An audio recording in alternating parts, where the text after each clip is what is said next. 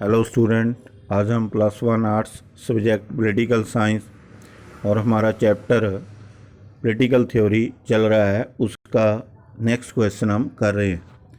तो उसका क्वेश्चन है जो वो है meaning and definition of politics modern view point के अकॉर्डिंग, कि मीनिंग क्या है और डेफिनेशन क्या है मॉडर्न व्यू पॉइंट के अकॉर्डिंग, उसकी बात हम करेंगे। According to modern view point, politics is an activity और a process which include every action related to struggle for power. कि पॉलिटिक्स का ऐसी चीज़ है जो कि पावर के लिए स्ट्रगल की जाती है, उस प्रोसेस को या उस एक्टिविटी को एक पॉलिटिक्स कहा जाता है जो कि पावर को गेन करने के लिए की जाती है। तो इसका मीनिंग ये है। नेक्स्ट हम बात करेंगे कि अकॉर्डिंग टू लॉसवेल के according politics is the study of shaping and sharing of power. कि जो पावर है उसको शेयर करना है, जो सिद्धांत हैं उनको इम्प्लीमेंट करना है, शेप देनी है, जो सिद्धांतों के अकॉर्डिंग स्टेट को इस्टेब्लिश किया है उनको एक शेप देकर जो इम्प्लीमेंट करना है उनके अकॉर्डिंग, ये है पॉलिटिक्स। नेक्स्ट बात हम कर रहे हैं स्कोप ऑफ पॉलिटिकल साइंस। के पॉलिटिकल साइंस का स्कोप क्या है, उसका दायरा क्या है मॉडर्न टाइप के अकॉर्डिंग। तो सबसे पहले तो ये है कि the study of the state. तो जो स्टेट की स्टडी करना है, देश की स्टडी करना है, कंट्री की स्टडी करना है, उसके अकॉर्डिंग फिर उसके रिज़ल्ट है जो वो निकालने हैं। तो पहले जो ट्रेडिशनल रूप में होता था वो प्रेजेंट स्टेट क्या है उसकी स्टडी की जाती थी, लेकिन इसमें है जो वो तीनों काल की स्टडी की जाती है। Study of the past of the state. एक तो पास्ट जो पहले बीत चुका है उसमें स्टेट कैसा रहा था, वो कैसे काम करता था, उसके फंक्शन क्या थे, उसकी नेचर क्या थी, तो किस तरह से उसने डेवलप्ड हुआ है। तो ये सारी चीज़ें उनकी पोजीशन देखी जाती थी। तो फिर उसके बाद प्रेजेंट स्टेट क्या है, study of the present of state, कि प्रेजेंटली जो स्टेट चल रहा है उसके बारे में, फिर उसमें कितना बदलाव आया है, कैसे फंक्शन चल रहे हैं, किस तरह से वो डेवलप हो रहा है, उसकी नेचर बदल रही है या उसी तरह की है, तो रिलेशन कैसे हैं उनके। तो उस तरह की स्टडी इस क्षेत्र में आ जाती है, स्टडी ऑफ द जो स्टेट में। नेक्स्ट बात है study of the future of the state. के फ्यूचर में स्टेट कैसा होगा, उसमें कितने बदलाव आएंगे, उनको कैसे फंक्शन करने पड़ेंगे, लोगों की उसमें किस तरह से भागीदारी होगी। ये सारी चीज़ें उस स्टडी ऑफ द स्टेट में आ जाती है कि पास्ट में कैसा था, प्रेजेंट में कैसा है, फ्यूचर में कैसा होगा।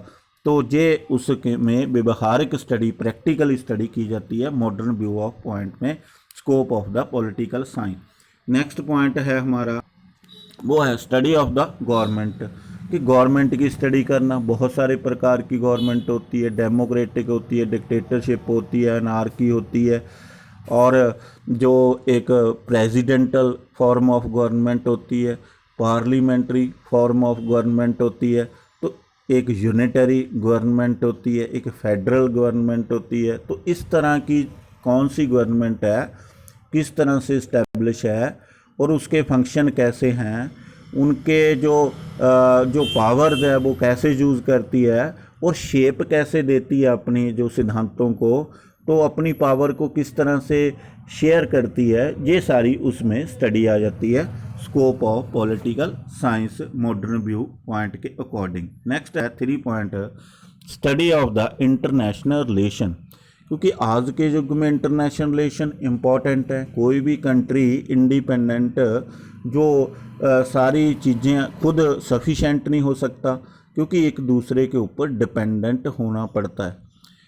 एक दूसरे से जो चीज़ है वो मंगवानी पड़ती है। कुछ देश किस चीज़ में डेवलप्ड है, कुछ किसी चीज़ में डेवलप्ड है, टेक्नोलॉजी भी है और बहुत सारी चीज़ें लेन देन करना पड़ता है। इसीलिए फिर इंटरनेशनल लॉ कैसे हैं, इंटरनेशनल रिलेशन कैसे हैं, एक कंट्री दूसरे कंट्री से किस तरह से रिलेशन है, तो ये भी स्टडी करना उसके दायरे में आता है स्कोप ऑफ पॉलिटिकल साइंस में।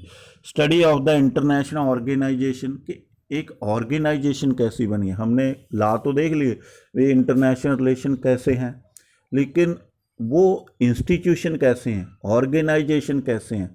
जैसे WTO है, वर्ल्ड ट्रेड ऑर्गेनाइजेशन इस्टेब्लिश हुआ है, UNO इस्टेब्लिश हुआ है 24 अक्टूबर 1945 में, तो उसने पीसफुल एनवायरनमेंट क्रिएट किया है। तो इस तरह की स्टडी करना कि इसके कैसे फंक्शन है, किस तरह। फिर G77 है, G20 है, सार्क है, एशियन यूनियन है, यूरोपियन यूनियन है, ब्रिक्स है। तो इस तरह से बहुत सारी जो इंटरनेशनल ऑर्गेनाइजेशन है उनकी स्टडी करना भी इसके दायरे में आता है, क्षेत्र में आता है। फिर कोई उसके रिजल्ट निकाले जाते हैं। नेक्स्ट है स्टडी ऑफ पॉलिटिकल आइडियोलॉजी, क्योंकि आइडियोलॉजी के अकॉर्डिंग ही कोल्ड वार होता रहा, तो युद्ध भी इसी आइडियोलॉजी को लेकर होते हैं। तो वो आइडियोलॉजी है क्या, कितने प्रकार की है, किस विश्व में कौन सी आइडियोलॉजी को अडॉप्ट किया हुआ है।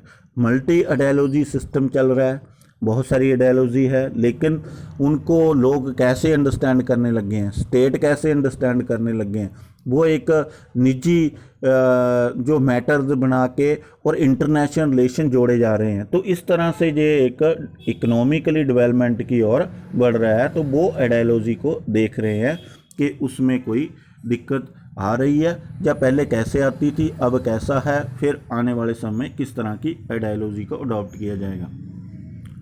फिर नेक्स्ट है political parties and pressure groups के पॉलिटिकल पार्टियों का विशेष रोल होता है डेमोक्रेटिक सिस्टम में। मल्टी पार्टी सिस्टम है अडॉप्ट किया हुआ है इंडिया ने भी, और साथ में रीजनल पार्टीज़ भी हैं, प्रेशर ग्रुप्स भी हैं, पार्टियां कैसे वर्क करती हैं, तो प्रेशर ग्रुप कितने एक्टिव हैं। तो इस तरह की चीज़ों की स्टडी करना भी इस के दायरे में आता है कि 1 पार्टी सिस्टम है, 2 पार्टी सिस्टम है, मल्टी पार्टी सिस्टम है। तो इस तरह की चीज़ें भी इसके दायरे में आ जाता है, पॉलिटिकल स्कोप के दायरे में। नेक्स्ट बात हम करेंगे स्टडी ऑफ लीडरशिप।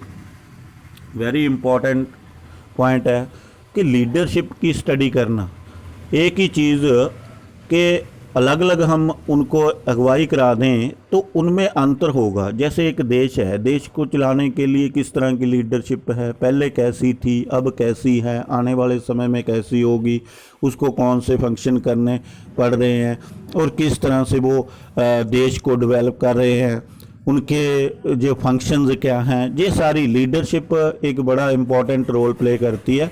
उसी तरह से हमारे देश में जैसे पंडित जवाहरलाल नेहरू थे, उनकी एक लीडरशिप रही है शुरू में, तो वो किसी भी ग्रुप में शामिल नहीं हुए, उन्होंने नॉन अलाइनमेंट का जो पॉलिसी को अडॉप्ट किया, यूएनओ में फेथ प्रकट किया, तो डेमोक्रेटिक सिस्टम को इस्टेब्लिश करने की कोशिश की, तो इस तरह से इस्टेब्लिश किया भी। तो इस तरह के एक लीडरशिप की एक देखी जाती है कि किस तरह की लीडरशिप चला रही है और किस तरह उसके फंक्शन है, आने वाले समय में किस तरह के होंगे, इस तरह की उसमें स्कोप में आ जाता है। नेक्स्ट है study of decision making process के गवर्नमेंट है या स्टेट है किस तरह का डिसीज़न लेता है, उसका डिसीज़न मेकिंग प्रोसेस में कौन सा प्रोसेस यूज़ किया जाता है, लोगों की उसमें कितनी सहमति होती है, लोग उस डिसीज़न को किस तरह से लेते हैं, ये सारे उसमें स्कोप में आ जाता है, स्टडी किया जाता है। तो ये डिसीज़न मेकिंग प्रोसेस की स्टडी भी इसके दायरे में आ जाती है।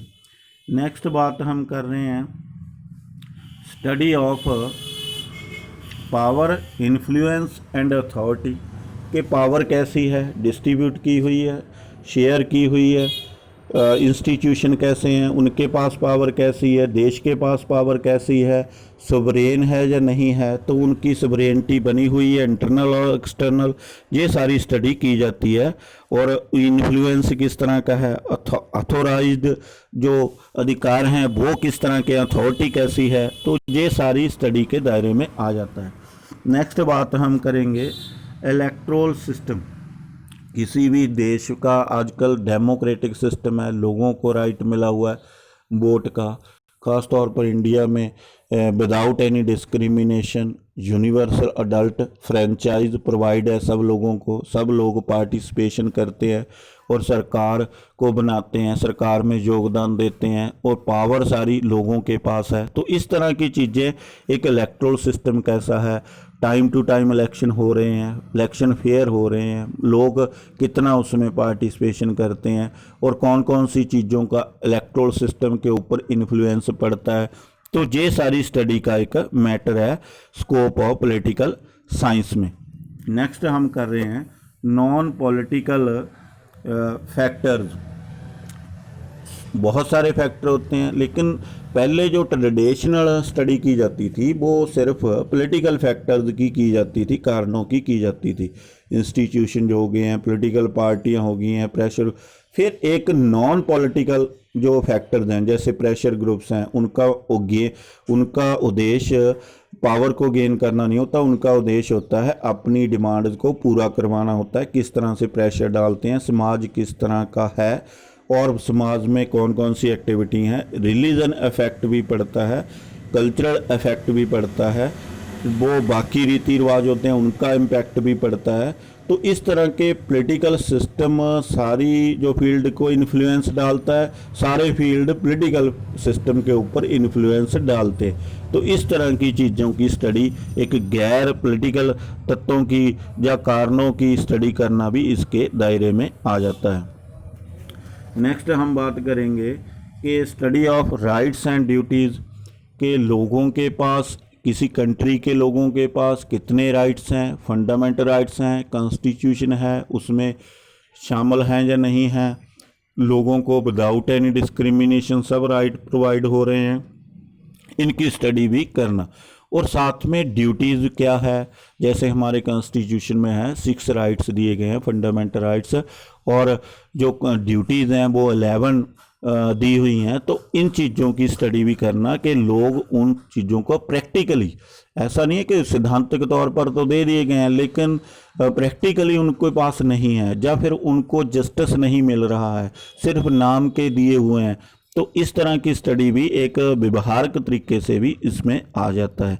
नेक्स्ट बात हम करेंगे द बिहेवियर ऑफ मैन, कि व्यक्ति का, एक इंडिविजुअल का बिहेवियर क्या है, पूरी मनुष्यता का बिहेवियर क्या है, जो पॉपुलेशन रहती है उसका बिहेवियर क्या है, वो कितना विश्वास करते हैं सिस्टम, पॉलिटिकल सिस्टम के ऊपर कितना विश्वास करते हैं, लीडरों के ऊपर विश्वास कितना करते हैं, पार्टियों के ऊपर विश्वास कितना करते हैं, कितना पार्टिसिपेशन करते हैं, तो किस तरह से लॉ को मानते हैं, ये सारी चीज़ें उसके बिहेवियर में भी स्टडी की जाती हैं जो मैन के। नेक्स्ट बात है स्टडी ऑफ पॉलिटिकल थॉट, कि पॉलिटिकल थॉट क्या है, थिंकिंग क्या है। और बहुत सारे थिंकर होते हैं हर एक देश में, तो वो एक राजनीतिक थिंकिंग या थॉट उनकी क्या है, क्या समझते हैं, किस सिस्टम को अच्छा समझते हैं, किसको नहीं समझते हैं, वोट के राइट की कितनी इम्पोर्टेंस समझते हैं। तो ये थिंकिंग है, थॉट है पॉलिटिकल सिस्टम के प्रति, पॉलिटिक्स के प्रति, तो ये भी उसकी भी स्टडी की जाती है। जो समाज है या फिर उसमें विद्वान हैं वो किस तरह की थॉट रखते हैं, या लीडर हैं किस तरह की थॉट रखते हैं, इनकी स्टडी भी की जाती है। आज इस वीडियो में इतना ही था। नेक्स्ट वीडियो में हम अगला क्वेश्चन करेंगे। Thank you.